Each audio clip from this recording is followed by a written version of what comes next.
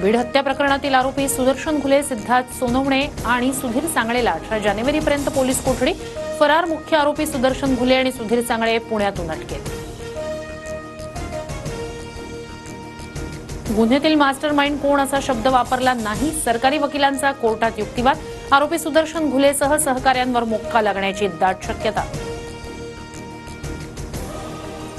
बीड हत्या प्रकरणात सर्वपक्षीय नेत्यांकडून धनंजय मुंडेंच्या राजीनाम्याची मागणी. तर मी म्हणत नाही, मात्र लोकांची सुई मुंडेंच्या बाजूने. चौकशी पूर्ण होईपर्यंत त्यांना मंत्री ठेवू नका, धस यांची प्रतिक्रिया. संतोष देशमुखांच्या कुटुंबाला त्रास झाल्यास धनंजय मुंडेंना रस्त्यावर फिरू देणार नाही.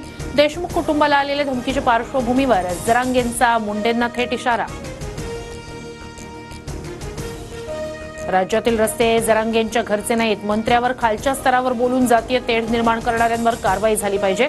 जरांगेंच्या मुंडेंवरील टीकेनंतर सदावर्तेंचा निशाणा. विष्णू चाटे हा चाका आणि तो आधीपासूनच तुमच्याकडे.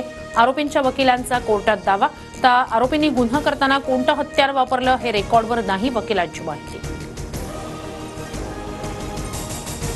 आरोपींना पश्चाताप नाही, तर त्यांनी देशमुखांची हत्या एन्जॉय केली. पोलिसांची केस कोर्टात माहिती. बीडमध्ये झालेल्या हत्येमागचे मास्टरमाइंड कोण? सुरेश धस यांचा सवाल. तर अजितदादा क्या हुआ तेरा वादा म्हणत धस यांच्याकडून फटकेबाजी.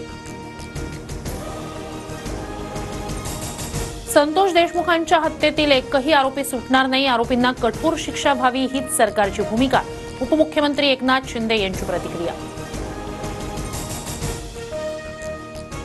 नाराज राजन साळवी आणि उद्धव ठाकरेंमध्ये पाऊण तास चर्चा. कोकणातील निकालावरून बैठकीत खडाजंगी.